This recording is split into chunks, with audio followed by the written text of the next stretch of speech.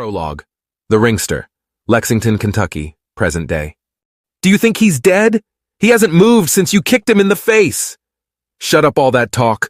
We don't care if he is or not. He didn't accept Red's deal, so the punk gets what's coming to him. Big Bo scoffed at his large companion, Clay.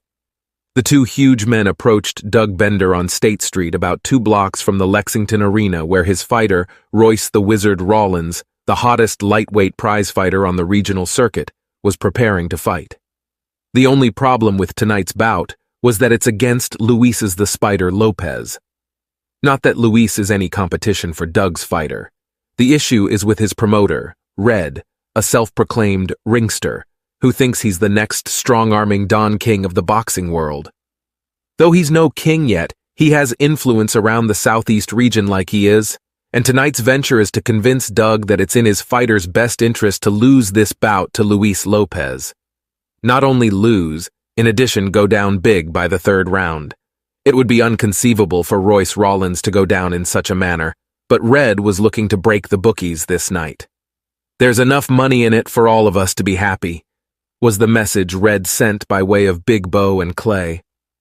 Doug wanted nothing to do with any plan of Red's. He honestly couldn't believe Red would approach him with such an indecent proposal, knowing Royce wouldn't cooperate, even if he thought it was the best idea in the world. Royce and the Wizard Rawlins is a winner, and nothing short of winning will pacify his incredible hunger. Before Doug could answer, knowing he'd better at least pretend to roll with whatever plan presented, the bigger of the 2 sizable thugs lunged forward and hit him in the temple with some type of small club. Doug's reaction to the assault wasn't what it would have been if those boys caught him in his heyday. There was a time when he could have taken both men with no problem. He couldn't remember any more than the initial hit that made everything go black. But what he gathered from the little bit of conversation he could hear from the men dragging him was that he'd been stomped out.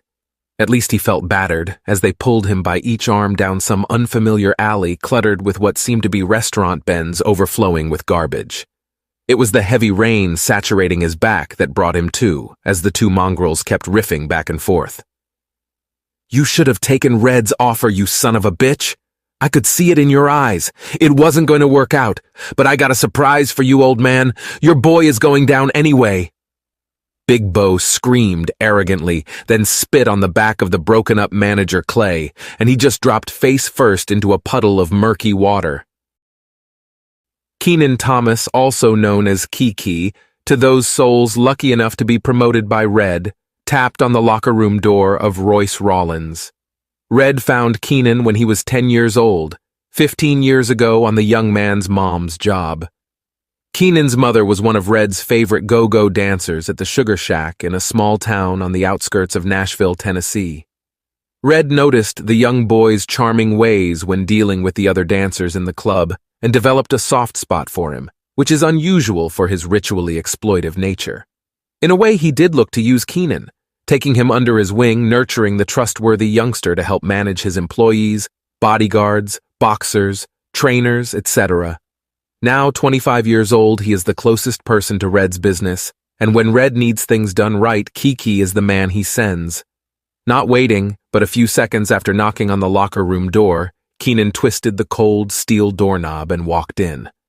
With all the people in the room, from Rawlins's trainer, cut man to his many homeboys, no one noticed him walk in. A lot of the commotion and debate in the room was about Royce's manager not being there. It seems that it is very unlike him to be late to a bout. While the controversy continued about the missing manager, Keenan took notice of Royce's water bottles sitting next to a sink, away from the chattering group of supporters. He made his way to the sink, pretending to wash his hand, but really plotting on a way to taint the flask of water, which he successfully did with a small vial from his pants pocket.